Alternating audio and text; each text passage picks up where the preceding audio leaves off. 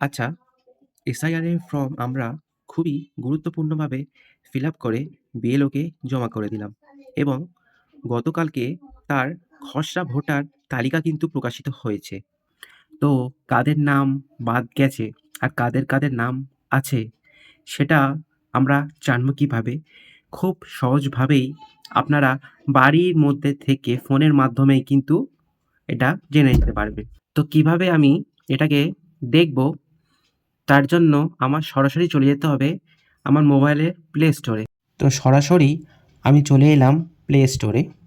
এখান থেকে আমি সার্চ করব ইসিআই সার্চ। তো আমরা এই যে অ্যাপসটা আছে এটাকে ইনস্টল করে নেব।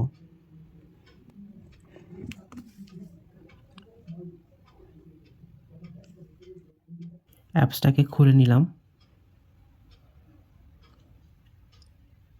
খুলতেই একটি পপআপ চলে আসবে। এই পপআপটাকে আমি কেটে দিলাম।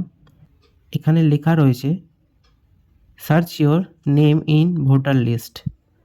এখানে আমি ক্লিক করব। এখানে কিন্তু আমার যে ভোটার কার্ডের আইডিটা এপিক নাম্বারটা রয়েছে সেটা কিন্তু এখানে ফিল আপ করতে হবে। এখানে যে এপিক নাম্বারটা দেওয়া রয়েছে এটা আমি এখানে সরাসরি বসিয়ে নেব।